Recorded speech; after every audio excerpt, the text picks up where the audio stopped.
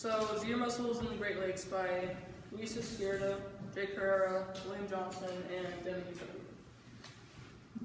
So, some background on zebra mussels is that zebra mussels were first introduced into the Great Lakes in the late 1980s after they were accidentally dumped with excess ballast water from transcontinental shipping vessels that were inside of the Great Lakes at the time. And zebra mussels are typically native to southern lakes in Russia and Ukraine, and they are characterized with their striped shells and their resemblance to clams. At full size, they can grow up to be around 2 inches long, but typically they're around the size of a fingernail. And they're also the only freshwater mollusk that attaches itself firmly to solid objects while underwater, and this presents a big problem for the Great Lakes. So what is our problem? So our problem simply is overpopulation. That leads to 3 other separate issues, which include the displacement of other native species, off balance of the food web and chain, and wandering. So what are these 3? So displacement of other native species happens because since there are so many zebra mussels and animals have to fight for territory, the large amount of zebra mussels just overtakes them all, causing native species to either leave the territory or die off because they can't access other sources of nutrients. And so the off balance of the food web and chain. This happens because once again the native species are displaced. So native species can also be food sources for other species within ecosystems. So if you remove a food source, then many of the other species also get affected. So the main food source for the zebra mussel is a bacteria called cyanobacteria. These bacteria create oxygen, so a large amount of animals require a large amount of food. So if you take away a large amount of these oxygen-creating bacteria, then the water can become toxic, acidic, which could kill other species as well.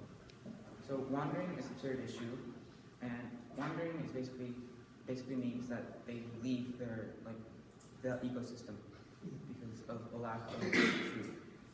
So they migrate to other ecosystems looking for food because all organisms need to eat. And where do they find this food? They find it in human dwellings. So this can lead to severe problems to our economy because damage to pipes can be thousands of dollars. So imagine waking up one day and seeing that your water pipes aren't working due to these mussels. It causes thousands of damage and ruins. So just to give an estimate, there's about 30,000 mollusks per square meter, according to David Yount, who's a scientist. And so because they're filter feeders, they take away these nutrients, and some of the main impacts that they have are decreasing the fish population by nearly 1/3. And as you can see, the more of these invasive mussels there are, the native species also go down. And this has affected the $3.4 billion fishing industry that employs 10,000 people around the area. The second issue is that it affects tourism, and that because a local resident has pointed out that these can seem unneighborly because they group up in clumps. And also for the 3rd issue, cleanup and repairs have cost around $2 million per year to industrial facilities around the area to clean up. And another issue is that they attach to the grates, like he said, and can cost up to $800,000 to repair individually. However, they do have a few positives, such as cleaning up the lake and making it look better because they take away some of the turbidity. Alright, we focused on 3 solutions. It was bacteria, selective agent, partial pressure carbon dioxide, and a derivative of soil bacterium. And all of our solutions focused on eco-friendly alternatives because a lot of the organizations like to use chemicals to remove the zebra mussels, but because the chemicals also harm the native mussel species, and it wouldn't be a good trade-off because the native mussel species would be dying and the zebra mussel would also be dying. So, okay. Alright, solution 1, bacteria is a selective agent. So scientists worked with bacteria and they came up with a strand of bacteria we see that right here, a strand of bacteria targeted on zebra mussels, and it actually turned out it was meant to kind of stray away from the native mussels and not target them, so they would only target the zebra mussels. So pros are 1.5 to 12 hours of the bacteria application would reduce zebra mussel, would have a high zebra mussel mortality rate. But anything over 12 hours would actually decrease the mortality. The cons of this solution would be the size of the Great Lakes and the lack of any research on the effect on any native mussel species. Some limitations are the lack of research, and implications are if used, zebra mussels population may decrease, but also the native mussel population would also decrease.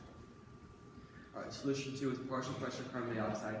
So scientists tested PCO2, which stands for partial pressure carbon dioxide, and they came up with how 24 hours so the pros are 24 hours of the PCO2 led to the decrease in attachment of the zebra mussels, because they're known to attach to either native zebra mussel, as you can see right here. That's the zebra mussels attached to a native mussel.